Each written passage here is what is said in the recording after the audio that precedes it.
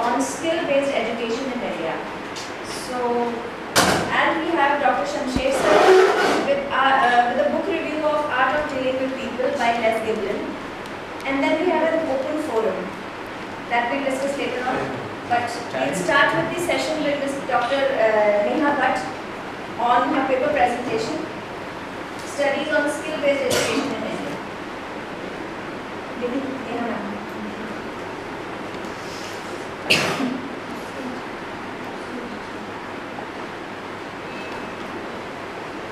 Thank you so much everyone for providing me with this opportunity.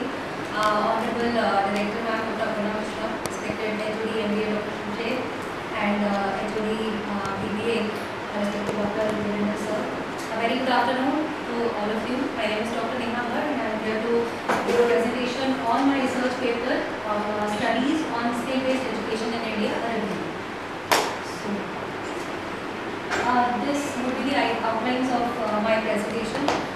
Now, before starting with the presentation, I would like to throw some light on the topic, that is the skill-based education. Now, as we all know that India is a home to large and diverse population where majority of the people live in the rural sector, and there people are not having that much access to education, to quality education in particular if we talk about. And therefore the unemployment opportunities are generated. So despite the efforts in exploring and expanding the educational access, our country still continues to face problems, or it still struggles with respect to the unemployment, particularly among the youth and the marginalized communities. So this review paper aims to critically assess the status of the skill-based education in India, and by synthesizing the existing research and literature, the paper seeks to provide insights into the effectiveness and relevance to the skill-based education initiatives in the Indian context. So this is the introduction. As the developing countries like India face significant challenges, as I've already addressed, that unemployment is the biggest challenge as far as Indian economy is concerned, and underemployment is another important challenge that we are facing right now. Many individuals struggle for employment due to lack of relevant skills and experience. Though people are having the required qualifications, still they are not able to get themselves employed. So that because of the relevant skill set, because of the missing of relevant skill set and experience, there is a gap between the skills demanded by the organizations, the industry, and the skills actually possessed by the job seekers or the people, the youth. So skill-based education plays a critical role in bridging the gap between the education and the employment by providing individuals with practical knowledge about job specifics. So it becomes very important for the youth to get themselves employable in term, only they will be getting themselves employed only when they are being provided with the job specific skill set. So skill-based education is the need of the hour. It equips individuals with the competencies needed to succeed in various industries and sectors. So the competencies are the knowledge, skills, abilities required to perform a particular job position. So that knowledge, skill and abilities, until and unless the individual is equipped with the required skills, he will not be able to get himself employed, and if at all he is being getting employment, he will not be able to have further growth opportunities. So this is the next. Now, impact of economic development. If a skilled workforce are there as a part of the country, then it will drive the innovation, it will create productivity and growth opportunities for the economy. It will definitely attract investment, it will boost competitiveness, and it will stimulate job creation to develop long-term dividends by enhancing the human capital and the productivity of a nation's workforce. When we talk about skills, we are not talking about a particular degree or anything. When we talk about skills, the skills remain with an individual for a very longer period of time. So because of those skill sets, he will be able to get himself not only employed but getting himself with better job opportunities, growth opportunities. So the objective of the study was to examine the evolution and development of skill-based education policies and programs in India, to identify the gaps, challenges and areas of improvement in the implementation of skill-based education initiatives. Research methodology, since it was a review research paper, Prisma research methodology is used for the literature review.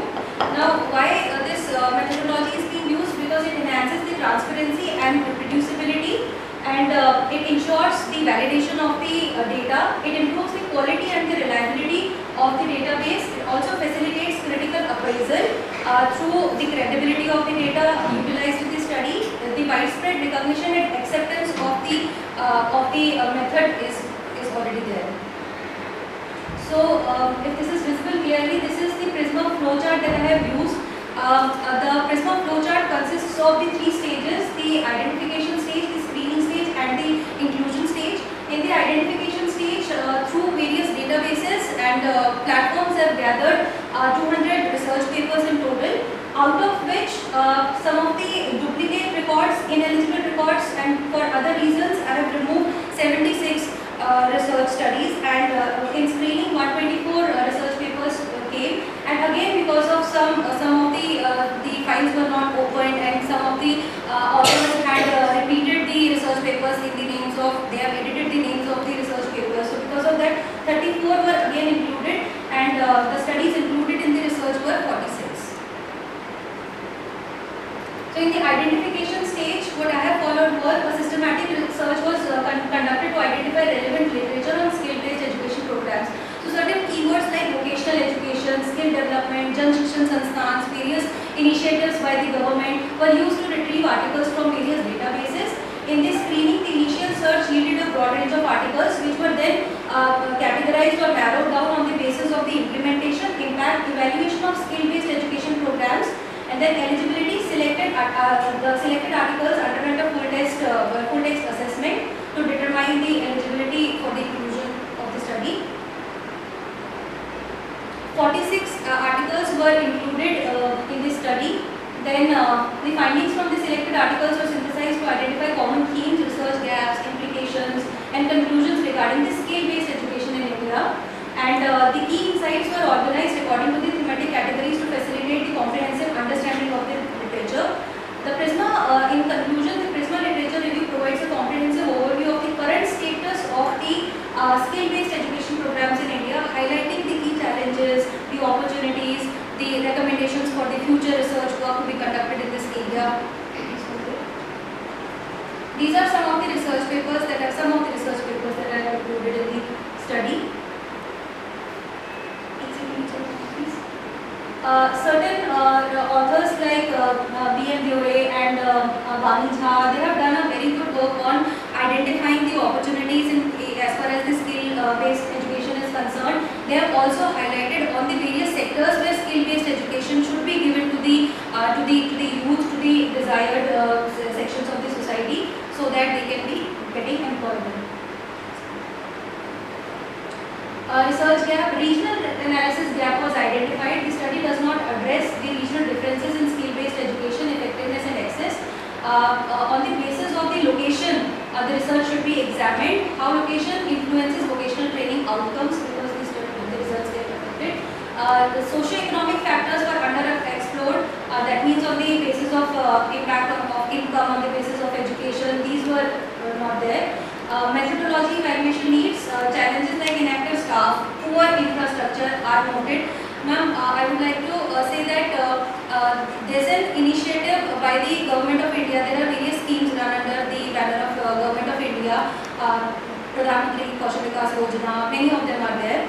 But the companies also, previously CSR was just the option provided for the organizations, but now as this is mandatory for all the organizations to perform the CSR activities, under which I was associated with Bosch.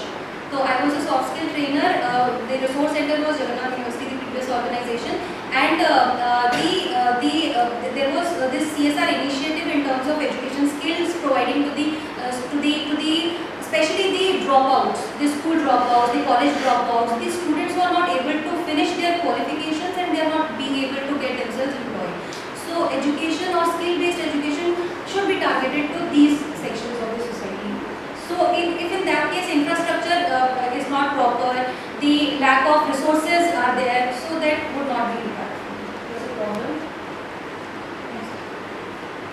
The results: inactive staff and adequate planning in the execution of vocational training programs were there. Limited recognition of certificates. Half the time certificates are not being issued. If the students will not get certifications, they will not be able to show that in the organizations and they will not be able to get themselves job. insufficient infrastructure and resources are there, which impacts on the quality of the education. Disparities in the socio-economic impact of skill-based education programs, with some beneficiaries achieving self-employment while others remaining underemployed or unemployed. Now, even after getting the certifications, because of not proper implementation of the skills given to the beneficiaries, the problem of underemployment and unemployment still remain. So, lack of alignment between the educational qualifications of the staff and the requirements of the skill-based training programs, that is also one of the prime reasons why this is still should be there in the this is still being worked on. Regional variations were there. Challenges faced by the beneficiaries in terms of setting up their own businesses, because they are skilled, they have got the skill set, but they have not got enough, so they are not having enough resources to start their own businesses. So that would be the problem, because the focus is only on providing skill-based education, not on how that would be actually implemented in terms of getting the employment. Limited popularity and awareness of skill-based education programs are still there among the students, potentially affecting the enrollment rates. When people are not aware of such programs being run by the organizations, the corporate houses or the government of India, they are not able to enroll themselves in such programs. So, because of that also. So, this is a Skill India journey so far that I have included. In 2014, the Ministry of Skill Development Education was established for the coordination of all skill development efforts across the country. In 2015, Pradhan Mantri Kaushal Vikas Yojana 1.0 was launched. 19.86 lakh candidates were trained. In 2016, Pradhan Mantri Kaushal Vikas Yojana 2.0 was launched, where 1.10 crore candidates were trained. In 2020, Garib Kalyan Rozgar Abhiyan was launched for skilling of migrant workers, where 1.25 lakh candidates were trained. In 2020, Pradhan Mantri Kaushal Vikas Yojana 3.0 was launched, where again 6.10 lakh candidates were trained. In 2021, certain customized crash course programs were started, especially for the COVID warriors. So, because that was the time where people have been very low on confidence and they have not been able to motivate, and job employment ratio was also very low. So, especially for those candidates where 1.20 candidates were trained on how to build up their morale, or how to be confident, or how to have certain skills on the basis of which they can still get themselves employed. And in 2022, Skill Hub initiative for integration of vocational education with general education was started, wherein 2.27 lakh students were enrolled. And in January 2022, Pradhan Mantri Kaushal Vikas Yojana 4.0 had to be started, but it is still under going certain amendments. And this I have an observation here. Pradhan Mantri Kaushal Vikas Yojana 4.0 has already been implemented. Centers have been allotted. So I am keeping a track, so I understand. So what's your take on Pradhan Mantri Kaushal Vikas Yojana, because you studied so much? Is it a successful scheme of government, or this is not reaping off properly, like giving the benefits as thought of? It has definitely improved on the number of people getting trained and being employed. It has because in lakhs now people have been trained under this. Vocational education programs have been offered to weaker sections of the society, to female sections of the society, to the sections of the society who belong to the rural areas.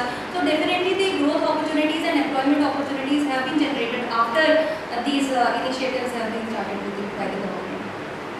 But because I have gone through one of the articles which is saying that because this is a 3 months program, 3 months certification with 3 months extended internship, there is no job guarantee afterwards, and that's why people are not that attracted towards Pradhan Mantri Kaushal Vikas Yojana so as to NSCC and NSDP. Because of the duration of the program, it is not proven to be successful as thought of.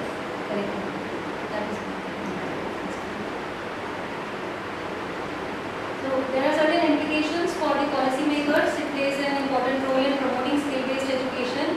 If these programs are successfully implemented, it will definitely improve the lifelong learning of the beneficiaries. It will also help in collaborative efforts between the government, the educational institutions, and the people belonging to the private sectors. And for academics. In academia, the emphasis on the need to conduct research that considers regional and socio-economic variations, the advocate for the integration of geographic and socio-economic factors, highlight on the importance of interdisciplinary research approaches that combine insights from education, sociology, economics, various sectors of the education, wherein the things or the gaps can be identified and the skills would be provided to the people. Call for academic institutions to prioritize the community engagement and participatory research methods to ensure that interventions are culturally appropriate and responsive to the needs of diverse population. As we have told that the program has a different intent, but there is a question on how in terms of employment would that be beneficiary for the people, whether all people are getting employed or not. So that is. And in conclusion, I would like to say that critical evaluation for diverse need is must. There is an emphasis, there is a necessity to put emphasis on skill-based education to meet diverse needs and addressing the gaps. We are seeing that the gaps have been identified, but still the gaps have to be identified more accurately, and policy reforms are needed. Holistic approach advocacy. Not only just in vocational courses, there should be this holistic approach adopted for identifying various sectors where still there is a gap and where still the training or the skill should be given to the beneficiaries, so that societal progress would be there. Collaborative industry alignment. The education institutions must be collaborating with the industries time and again, so that because the technology is updating very fast. So as to understand what technology have been recently coming, the syllabus has to be modified, the skill set has to be modified, the faculties or the trainers who give the training to the students or the beneficiaries, their skills have also to be modified time and again, so that they are providing them with the updated technologies or updated teachings. Differences. Thank you so much. Thank you so much.